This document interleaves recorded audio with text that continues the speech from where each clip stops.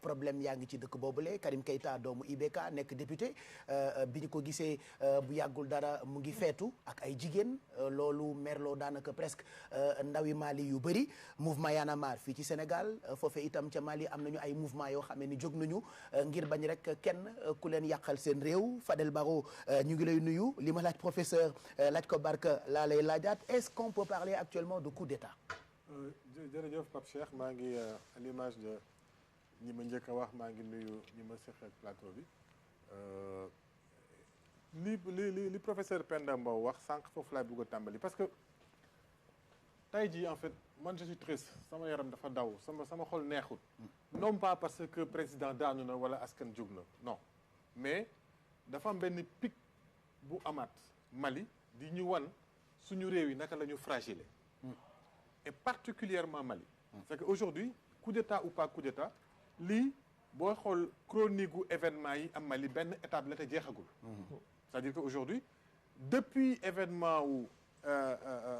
ATT parce que boobu sinon di nga remonter fu gën a sori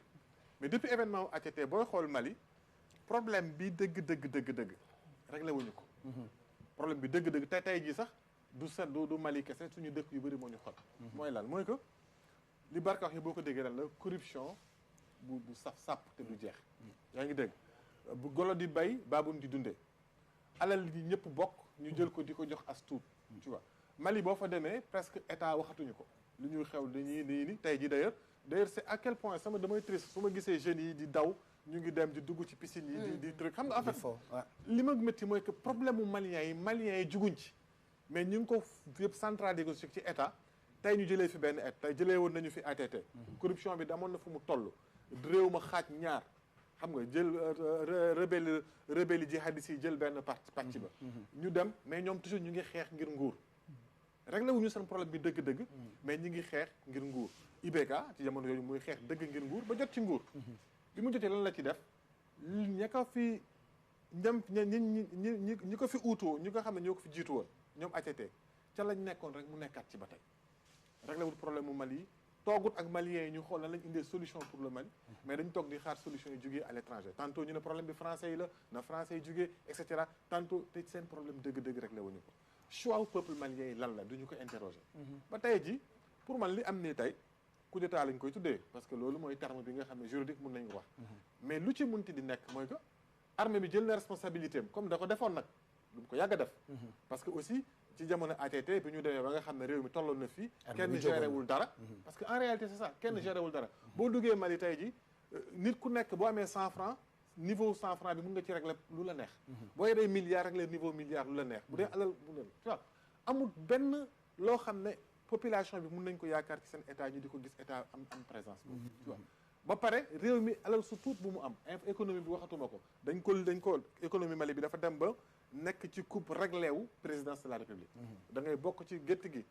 naan ci meew mi wala boo ci bokkul doo ci naan xaw ma nu ko rappeur gambien bi di waxee te yooyu yëpp li ma ci jaaxal mooy dañ koy gis ci suñu réew tu vois boo génnee ci côté informel bi lépp lu ñu structuré rek parce que ci présidence bi lañ koy réglé te présidence ba c'est sur le coup de corruption yu méttee ci lañ koy def boo nekkee ci loolu nag ba ci biir armée bi nga xam ne moo war a nekk rempart seen problème du réglé dëgg armée malienne boo demoon boo xool ko spécialistes yi wax nañ ko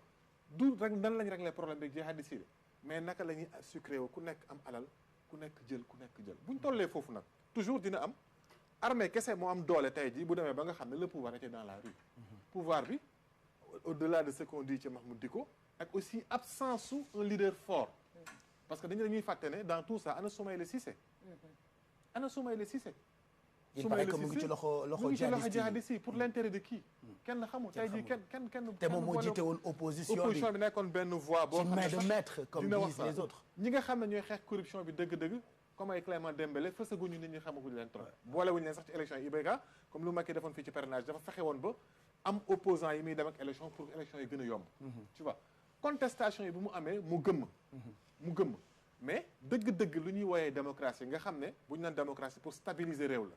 amatu fa jeex na bu yàgg donc tey jii ki am doole moo ñëw jël mais comme am na yàlla pression internationale nañ leen tegaat pression léegi li des mooy fan lañ jëm parce que lii mun na nekk une opportunité pour le Mali ñu refonder teg un vrai dialogue comme li ñuy wax sànq xam nga dialogue suñ koy wax mooy les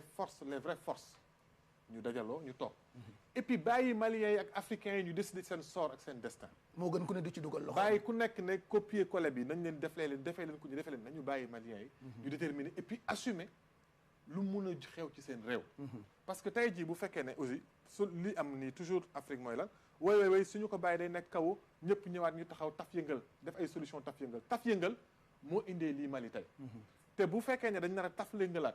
pour que toog xool lu neex kii lu neex kële ñu tegaat def benn semblant de benn simulacre ñu sauver waat face bi parce que face bi mooy Koulouba mooy état kii bi Koulouba mooy représenté état bi palais bi ñu ne ok ñu sauver la face taxaw ne teg am nañu truc te ñi ñuy teg pour transition bi réglé wuñu dëgg problème mu Mali bi maanaam nit ñi bu ñu xiifee mun a lekk te ñu jaarale ko ci yoon mérite xale yi jàng Mali depuis 6-8 mois jànguñu waxuma sax wu temps bien avant affaire Covid bi pour dire état bi géretul woon dara enseignants yi grève nañ élèves yi grève y avait plus d'éducation réew nag bu ñu nee ba nga xam ne éducation bi nësax na kenn ku ci nekk sa li ngay dundee yaa ko talal sa bopp yaa koy lijjanti te say norme bopp nga koy defee parce que boo demee dans le nord ku nekk si bopp ngay ne boo nekkee dans le centre condition bi toll na fa foo xam ne ku nekk ci bopp nga nekk lan la ñuy doyee mel ni ci benn dëkk bi nga nekk ci plusieurs dëkk la en même temps tey ñi jibali Mali ci ay états yu je les bokkul comprends dama leen comprendre da leen comprendre parce que aussi am na lu IBK doon cristallisé da ko doon représenté faxas nañu ko mais le problème reste entier te bu ñu ko réglé wut dañuy demaat rek encore ci beneen phase nañ jëlaat beneen président mu ñëwaat pendant benn période benn statu quo lay nekk bu ñaatee mu yàgg nit ñi frustration amar fu mu toll mu am devant l'absence de l'État toujours association yi structuré dara comme ñoom imam Dicko association religieuse yi surtout ñun peuple africain yi facile naturellement dañuy dem recours vers le religieux bu ñu demee recours nag islam fii la ñu am ci la ñuy dem gisu waxuma l'islam radical bi mais y a benn besoin réel de retour vers l'islam bu am ci suñu dëkk yi yëpp de plus en plus ñenn ñi nag après dañ koy manipuler rek pour imposer n'importe quoi moo tax imam Dicko saa yi woote